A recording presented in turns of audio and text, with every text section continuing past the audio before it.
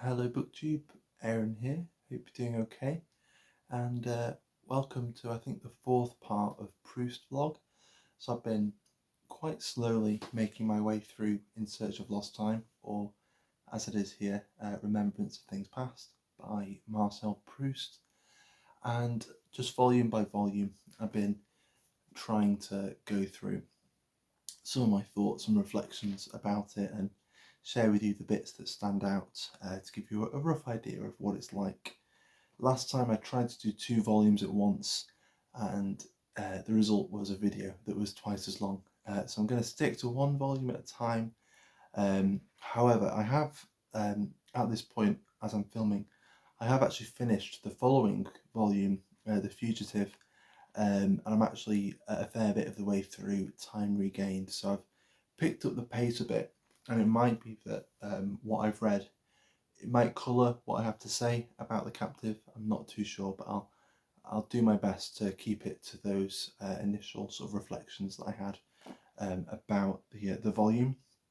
And the Captive is, I suppose, at its heart, the kind of engine room of this volume is an element of the book that I haven't really talked about that much, I don't think, even though it's one of the key elements. And that's the relationship between our narrator Marcel and a young woman called Albertine. And we first meet Albertine in volume 2 in Baalbek, the kind of seaside resort where Marcel goes with his grandmother. And he first meets Albertine as part of a kind of gang of young girls, and he's trying to infiltrate them, and eventually he kind of becomes infatuated with her. And by the end of the last volume, Sodom and Gomorrah, he was a little indecisive. Initially he was thinking that he really wants to spend the rest of his life with Albertine, and he's talking with his mother about the possibility of proposing to her and spending the rest of his life with her and stuff. And then he decides against it, that it'd be preposterous, that he just couldn't imagine the rest of his life with her. But then by the end of the volume, he's adamant that he's got to spend more time with Albertine, and he's inviting her back to Paris with him, to live with him. Whether or not it's like an extended holiday is not particularly clear, but essentially, she's going to be essentially his kept woman, essentially. Whether or not it's kind of an engagement or a kind of long-term relationship, but yeah, really, she's a kept woman. That's kind of how I read it. And then the kind of engine room of this novel then is how he sees Albertine, how his perception of her changes, the kind of just the kind of very iffy I don't know, the kind of iffy ideas he has about her, or just, the kind of toxicity of the relationship as it unfolds. And there's plenty of other things going on in the book, but that's kind of what it's about. And he kind of grows to be very, very jealous of her, and the more jealous he gets of her, the tighter his grip is on her, and he's not letting her out of the house unless she's with someone he trusts. And he's as soon as they're back in the house, he's going to be pestering that person for news about every place they went, every person they spoke to. So it's very twisted, actually, when you actually think about it. And so that there are kind of 3 things that I want to talk about, and I'm just going to read bits of the book and maybe ramble on a bit. So the first one is about how he sees Albertine, and the moments when he feels like he can possess her the most, if he really can, and that's when she's asleep. And I think that's really, really interesting. So here's just a little paragraph, sort of one of the moments when he's essentially just sat there quite creepily, watching her sleep. By shutting her eyes, by losing consciousness, Albertine had stripped off, one after another, the different human personalities with which she had deceived me ever since the day when I first made her acquaintance. She was animated now only by the unconscious life of plants, of trees, a life more different from my own, more alien, and yet one that belonged more to me. Her personality was not constantly escaping, as when we talked, by the outlets of her unacknowledged thoughts and of her eyes. She had called back into herself everything of her that lay outside, had withdrawn, enclosed, reabsorbed herself into her body. In keeping it in front of my eyes, in my hands, I had an impression of possessing her entirely which I had never, I had an impression of possessing her entirely which I never had when she was awake. Her life submitted to me, exhaled towards me, its gentle breath. And the little phrase there that I find fascinating is, I had an impression of possessing her. Now earlier on he actually claims to have possessed her, but here it's more of an impression of possessing her, which I think is quite interesting, that even in this moment, so she's asleep and he's describing her as an inanimate object, so he's almost literally objectifying her, or maybe more accurately kind of aestheticizing her. She's become an object of beauty, like a painting, or like a well a well-tended garden or a park. She's something for him to admire and he can appreciate in that way. And yet he only has an impression of possessing her, and her life was submitted to me, exhaled towards me, its gentle breath. And so that, there's something very ephemeral to that as well. And it's only breath, it's only vapor, he can't actually really possess it. So I find that really interesting. And of course, as soon as she's awake, as soon as she's speaking, as soon as she's looking at things, thinking about things, he can't control her, and he can't compute all of this animation, and so he can't really possess her. And so it's really, it's also interesting earlier on, he says that she has stripped off the different human personalities. So her humanity and her personality are two things that, in order to appreciate them, Marcel has to kind of have had stripped off her. And throughout this section of the book, he is trying to just turn her into an object of beauty. He's buying her new clothes and sort of dressing gowns and slippers and things, and so he's kind of making her an object, a beautiful object for him to admire and to slowly kind of take into himself, to kind of inhale almost. So that's giving you a little taste of just the weird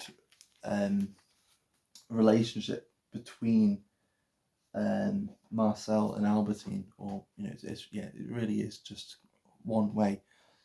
Although later on we'll see that she has a certain amount of affection towards him, but because Marcel is narrating this, and because he is so introspective and so self-centered, essentially, you're not really going to see a lot of that, because the jealousy and his own ideas about her are more important to him than actually what she's really emoting. And then I'm going to move on a bit. There's a bit later on when he's just a bit fed up with her, and he's trying to sort of wind up the determination to leave her, or to ask her to leave. And when he does this, he just decides to go out without telling her where he's going, and he goes to see some old friends and goes to a dinner party. And as part of this dinner party, they have some music playing by a composer who's quite important to Marcel and quite important to some characters earlier on in the book. And I just found this little section really interesting, not necessarily to do with the plot or to do with what's going on with the characters at this point, but to do with the book itself. and to do with musical structure and the way we relate to art. So yeah, this one is just sort of chunked out of a paragraph. The Andante had just ended on a phrase filled with a tenderness to which I had entirely surrendered. There followed, before the next movement, a short interval during which the performers laid down their instruments and the audience exchanged impressions. The Duke, in order to show that he knew what he was talking about, declared, "It's a difficult thing to play well." Other, more agreeable people chatted for a moment with me.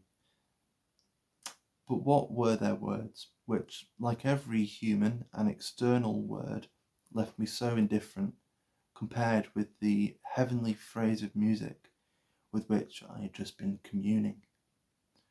I was truly like an angel who, fallen from the inebriating bliss of paradise, subsides into the most humdrum reality. And just as certain creatures are the last surviving testimony to a form of life which nature has discarded, I wondered whether music might not be the unique example of what might have been if the invention of language, the formation of words, the analysis of ideas had not intervened, the means of communication between souls. It is like a possibility that has come to nothing. Humanity is developed along other lines, those of spoken and written language. But this return to the unanalyzed was so intoxicating. On emerging from that paradise, contact with more or less intelligent people seemed to me of an extraordinary insignificance. So there we've got just his thoughts about, I suppose, music being a kind of higher art almost, and he's seeing it as, just something that can communicate something to you so strongly in a non-verbal way. And I just found that quite interesting when thinking that the very opening section of this book, so if you go back to the first volume, to Swan's Way, and you open it up to the first page, the book begins with an overture. And so I suppose you could, and people have probably written about this book having a musical kind of symphonic structure that kind of slowly builds and sort of reaches its crescendo and whatever. But just that way of the idea of trying to communicate in as close to a non-verbal way as possible, I think that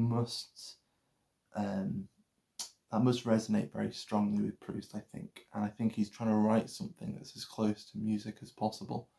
And also here we've just got, again, something I haven't really talked about too much in these vlogs, just Proust's wonderfully sharp social observation there with the Duke, who is just trying to make himself look good by saying, well, it's a difficult thing to play hard. We can also see that this character Marcel is going to become more and more detached from society as time goes on, as Proust was too. And I think we're seeing the seeds of that, where he's just like, well, what are all these people really talking about? Isn't it just a bit of a waste of time? So yeah, that was the second thing. And then the last thing I want to talk about is just to go back to Albertine for a little bit. Now we're right towards the end of the volume, and I'm not gonna spoil anything that happens, I don't think. But I think this is actually, again, it's harkening back to the first volume, and I'm actually not going to read it from the book. I've just remembered I'm going to read it from my notebook where I noted it down because I'm cutting it up a bit. So this bit is a bit later on. He's come back from his dinner party, and after the dinner party, he's actually decided to stay with Albertine, but after making this decision, he's seeing that Albertine is actually withdrawing from him. So this is him exploring that and describing that process and making some parallels between Albertine and some earlier relationships. When I saw that she deliberately refrained from kissing me, realising that I was merely wasting my time, that it was only after a kiss that the really soothing moments would begin, I said to her, "Good night, it's too late," because that would make her kiss me, and we would go on kissing afterwards. But after saying to me, "Good night, try to sleep well," she contented herself with letting me kiss her on the cheek, exactly as she had done twice before. This time I dared not call her back, but my heart beat so violently that I could not lie down again. I was startled by a noise which, though apparently insignificant, filled me with terror, the noise of Albertine's window being violently opened. The noise had been violent, almost rude, as though she had flung the window open, crimson with rage, saying to herself, "This life is stifling me. I don't care, I must have air." I did not exactly say all this to myself, but I continued to think, as if of an omen more mysterious and more funereal than the hoot of an owl, of that sound of the window that Albertine had opened, filled with an agitation such as I had not perhaps felt since the evening at Cambrai when Swann had been dining downstairs. I paced the corridor all night long, hoping, by the noise that I made, to attract Albertine's attention, hoping that she would take pity on me and would call me to her, but I heard no sound from her room. Sorry about the trips up, my writing was really bad, but I made a few sort of cuts.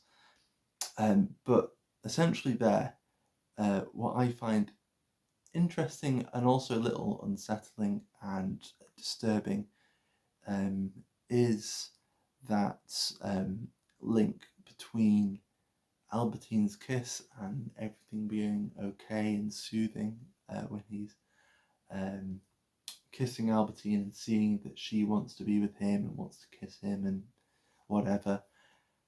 He's linking that to that experience that we're reading at the very beginning of volume 1 with his mother, that he just kind of alludes to very briefly there, that it's the same feeling that he had when he would stay up all night that evening at Cambrai when Swann had been dining downstairs, and that night when Swann was dining downstairs, his parents with them, and all he wanted was for his mother to come up and give him a good night kiss, and yet he knew if he'd go downstairs it would make her angry. And I think when I was reading Swann's Way, one of the first things was standing out to me was the idea of the one thing that you want is the one thing that you can't have. And again, that's kind of there, and realising that the harder you go to try and get it, the harder you're going to make it for yourself to actually get it. So that's an interesting parallel. However, it is really quite disturbing, and it happens quite a few times before that in some of the moments when him and Albertine are kissing, and in situations that are clearly very sexual, he's still saying, "Oh, this is just like my mum," and it's a bit weird, but it's still a very interesting parallel, and I think the idea of chasing after something that you just can't grasp, and the harder you try to grasp it, the more impossible it becomes, yeah, that's really what Proust is exploring there in The Captive. At least that's what stood out to me. So I'll leave it there for now. I'll try to get to the Fugitive soon, once I've sort of collected my thoughts on it, and then we'll be moving on. So yeah, thanks for tuning in, and we'll be back with another instalment of Proust Vlog soon. Take care. Bye.